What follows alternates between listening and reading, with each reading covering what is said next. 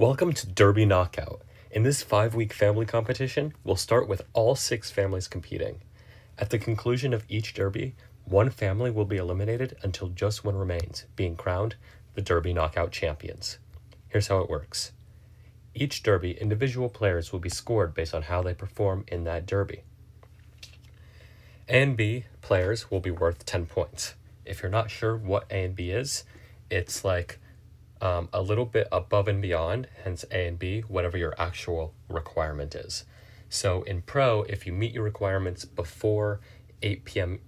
Server time on a Friday, or if you're in Main, if you complete the Diamond task, or if you're in Junior and you go 500 points above your requirement, or finally, if you're in Garden and you go 400 points above your requirement. So those would be worth 10 points. Just meeting your requirement will be worth 7 points. And if you don't meet your requirement, then you'll get between 0 and 5 points. And it will be based on how much of your requirement you actually complete, how many points you get. If you are opted out entirely, you will be the tiebreaker. So if 2 families have the same average points, then the family with more people opted in will win out. Okay. So each family is scored based on the average points of their players. Then families are ranked based on this score. The last place family will be eliminated unless immune and will no longer participate in the competition. The first place family will earn immunity from elimination in the immediate next round.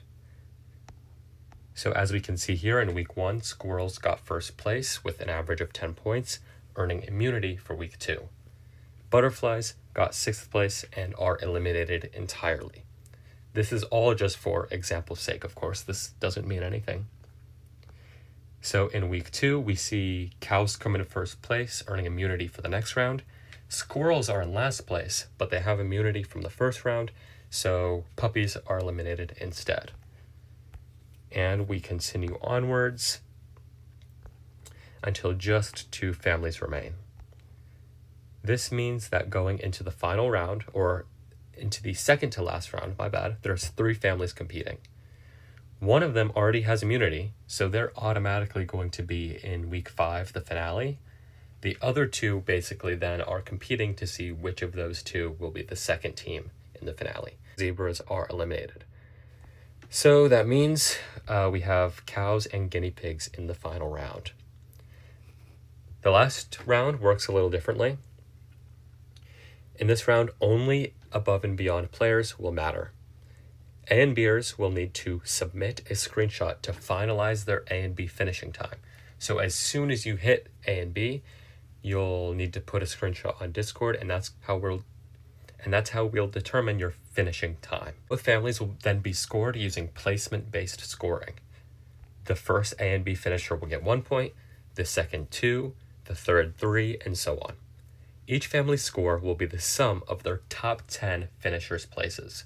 So both families are going to want at least 10 above and beyond players in order to do well here. The top 10 score, but all of them will place. So if you have more than 10 people do above and beyond, they should still submit screenshots. Okay, this means that the family with fewer points is going to be the victor. So here we see cows have 21 points. I only did 5 per team, but there's going to be 10. Cows have 21, guinea pigs have 34. So cows are winning here. However, as a twist, each family in the final round will receive penalty points based on their performances in past rounds. Let's say cows got 5th place in round 1, 1st place in rounds 2, 3, and 4. That gives them a total of 9 penalty points. And remember, points are bad. Then guinea pigs got 2nd place, 2nd place, 2nd place, 2nd place for a total of 6 penalty points. Those are then added to your round 5 score for a final score of cows with 30 points, guinea pigs with 40. That means that cows are crowned the winners. So the penalty points in this case didn't matter, but you could see how it easily could matter if the families were a little closer. And the reason for doing this is so that your placement matters every week, even if you have immunity. So it has the ability of making or breaking your win in the end, if it's close. So that's all. A 5-week competition with no screenshots acquired except for the final 2 families in the final round, where a family is kicked out every week till just the Derby knockout champions are remaining. Some footnotes for you.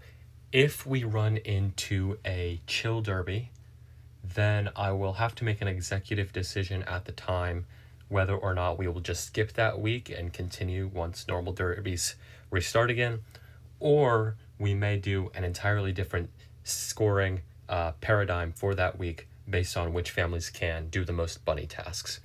I haven't really decided. It'll probably be determined by how much time we have left in September, whether or not we play through the Chill Derby or not, because I haven't exactly decided the start time for this event, which that's another point. I will announce the start time or the start day closer to September. Finally, if you are in Carnival, I do want you to be able to participate, but I haven't determined how yet, and that will also have to be announced closer to. What I'm thinking is we'll do 3 points for Met, or no, sorry. If you get 300 points in Derby, that will be considered Met, and if you get 600 points, that will be considered A and B. That way you can still participate, even though those things don't really exist in Carnival, of course. But if you don't want to participate, you can just opt out per usual. And Carnival opt-outs will not count for the tiebreaker, so you won't be hurting your family if you choose to opt out. That's what I'm thinking for now, at least. That'll have to, again, be figured out closer to. All right, I'm excited. Hope you are too. We'll see you in the game.